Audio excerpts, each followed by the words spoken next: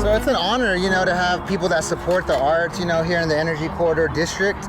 I mean, if you drive around here, you don't see much art, you don't see much color. So, I mean, if it wasn't for them, this wouldn't be happening. So we got to be really grateful to them for being able to provide the funding and the area for us to be able to spread our work.